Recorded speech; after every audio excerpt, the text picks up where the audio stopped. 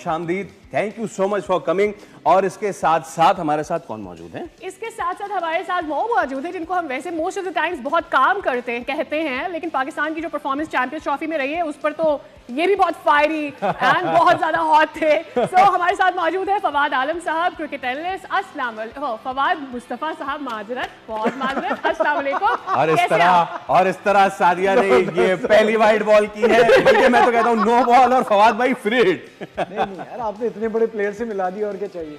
और कैसे? अल्लाह का शुक्र, जबरदस्त।